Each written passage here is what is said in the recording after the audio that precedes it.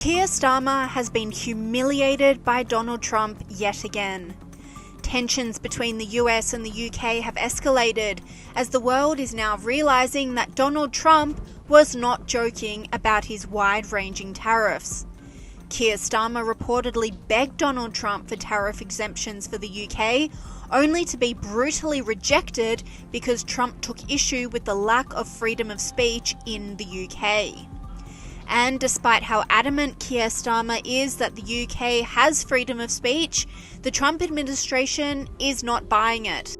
At the beginning of 2025, it seemed that the UK and the US were about to enter a new phase of cooperation that many saw as a moment of historic renewal.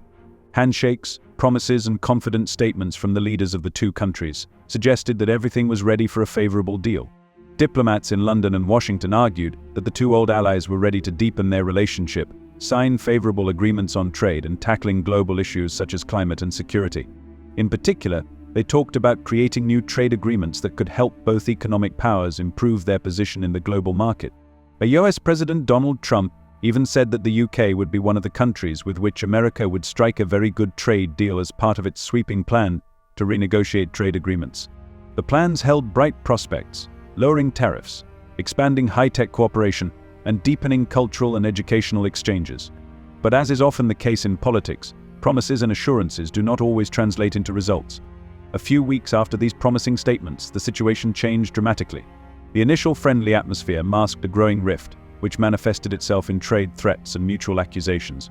Britain found itself at the center of an international confrontation, namely at the epicenter of a raging trade war with the United States that threatened its economic well-being. By the time the deadline loomed on the horizon for the US to start imposing new duties, the standoff was becoming increasingly apparent. A British Prime Minister, Keir Starmer, who had only recently promised good neighbourly relations and deepening cooperation, found himself forced to act under conditions no one expected. The confrontation between the two countries took an unexpected turn when Starmer said that the UK was ready to retaliate if tariffs were imposed, and emphasised that the UK could respond to US sanctions if necessary to protect national interests. The situation was complicated by the fact that Brussels and London were eager to avoid repeating the mistakes of previous decades. The UK, unlike other countries, sought to emphasize that its trade relations with the US remained balanced, and therefore it would be extremely unfair to impose new duties on British goods. In response to the threat of 25% tariffs on cars, which threatened an industry that had a long history of successful cooperation with the US market, Starmer suggested all possible methods of counteraction. On the US side, President Trump was not ready to back down. From the beginning of his presidential campaign, he has persisted that tariffs on imported goods are the only way to support American manufacturers, create jobs, and make America great. Imposing duties on car imports from Europe, and especially the UK, was another part of his trade revolution. Trump promised that imposing tariffs, despite possible short-term economic losses, would lead to tremendous growth and help spur job creation on American soil. His arguments sounded convincing, though it left open the question of how the policy would affect consumers, who were threatened with higher prices on goods. In response to the threat of tariffs, Starmer launched a diplomatic game with Washington in an attempt to persuade the Trump administration to reconsider. He emphasized that the UK is in a unique position among US trading partners. Unlike other countries, trade with the UK has remained relatively balanced.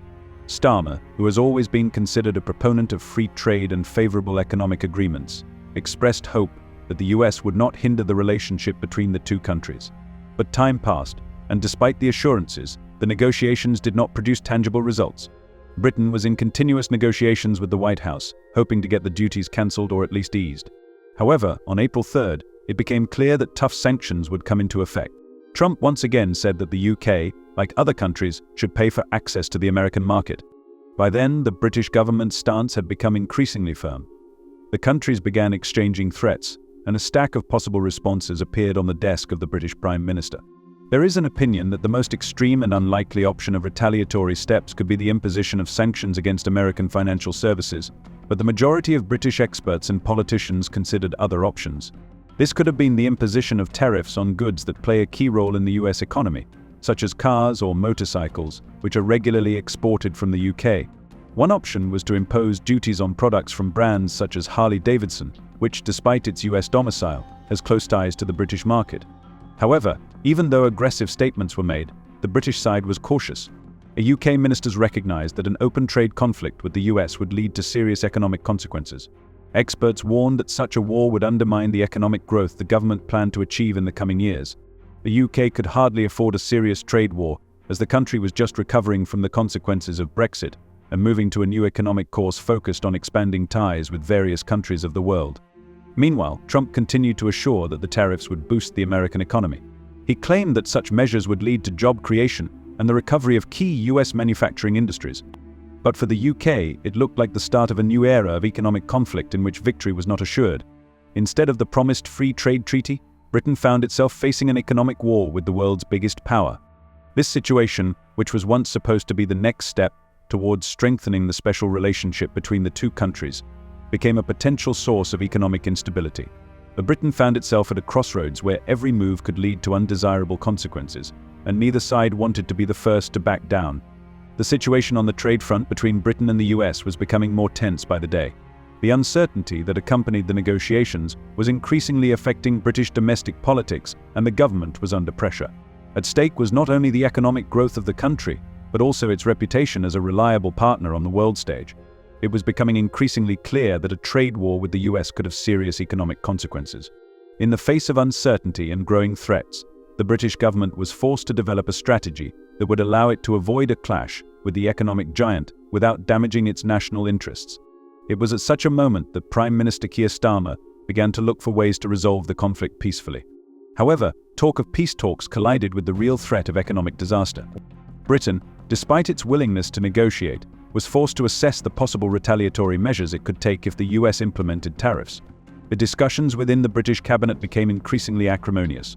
While the government sought to avoid confrontation, the opinion of economists and experts remained unequivocal: retaliatory measures were necessary. Some suggested imposing duties on key goods, such as cars or motorcycles, that had traditionally been exported to the US. The option with Harley-Davidson motorcycles was one of the most discussed, because it is not just a commodity, but a symbol of American culture and economy.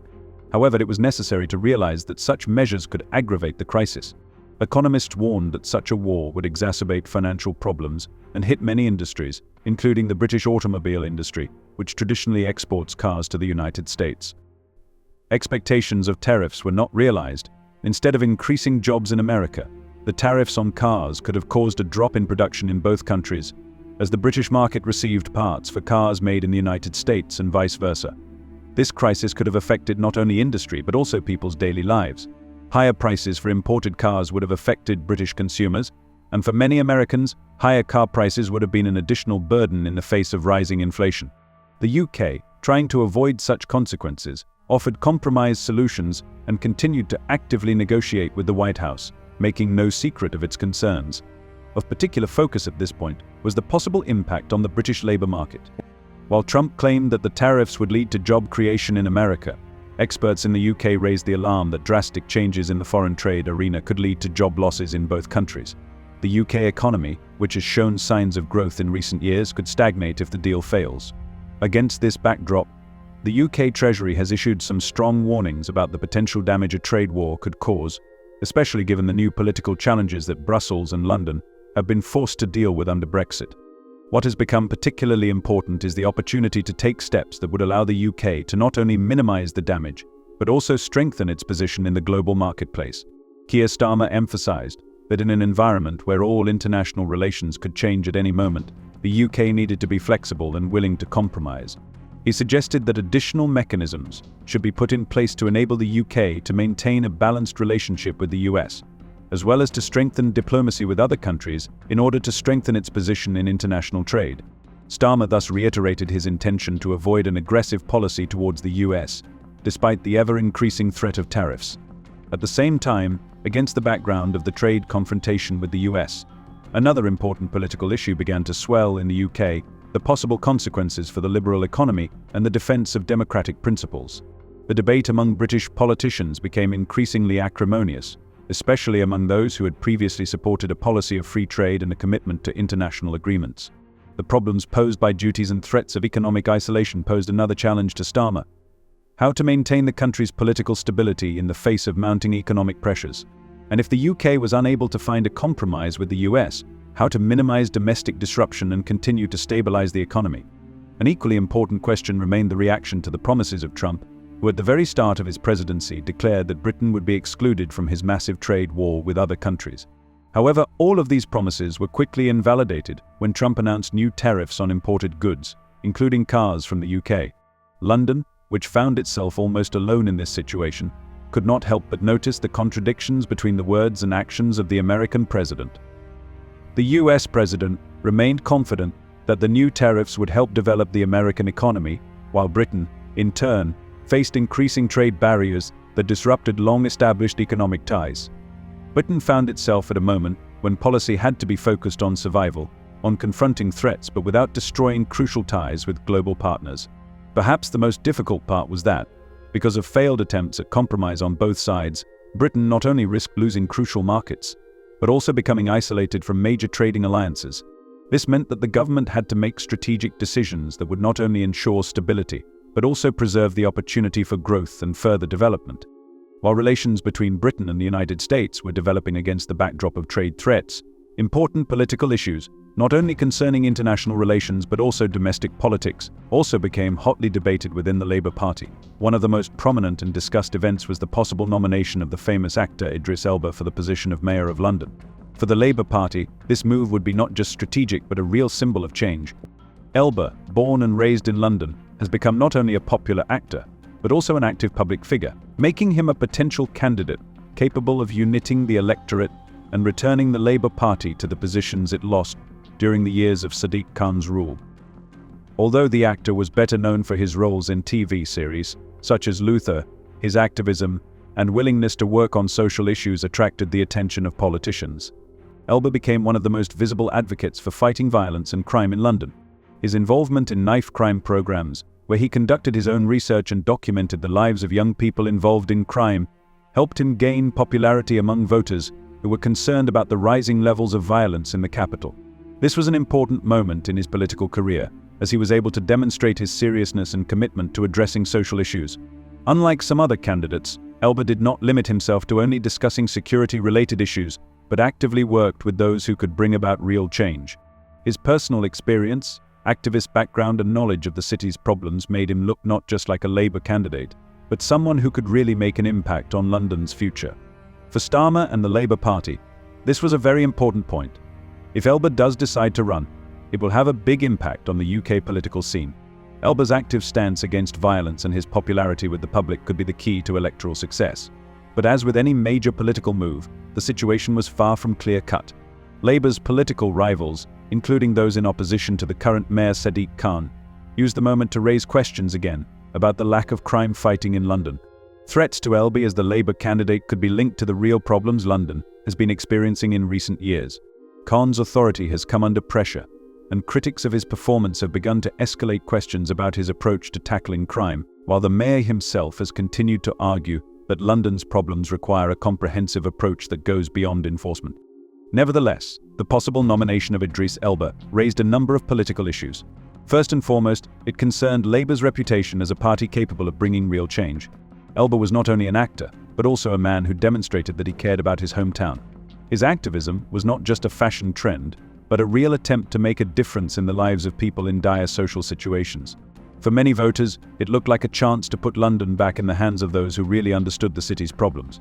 And for the Labour Party, it was an opportunity to regain its credibility in the eyes of voters, especially among those who were tired of the scandals, corruption and security problems that had marred the years of Khan's rule. Amidst all these political changes, the public's attention was diverted away from economic issues by another important event. The royal family, once again, reached out to the public to pay tribute to the late Queen Elizabeth II and wish everyone a happy Mother's Day. This gesture was another moment that showed how strong the role of the royal family is in the lives of Britons, despite political and economic crises. A simple yet touching gesture, showing respect for tradition, came into the spotlight in the midst of important political and economic events. A black and white photograph of a young Prince Charles and Princess Anne at a royal horse show in 1956, as well as a shot of the Queen's late mother with her grandson Tom, became a symbol of respect and remembrance. The message was also addressed to those who had lost their mothers, which only emphasized the importance of family during such a difficult time for the country. These two events, the possible nomination of Idris Elba for mayor, and the tribute to the royal family become important in the context of the growing political and social tensions in the UK.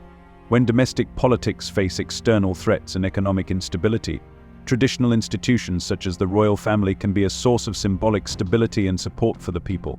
At the same time, the political ambitions of figures like Elba promise new changes and a return to social and economic reforms that can rebuild British people's trust in their leaders.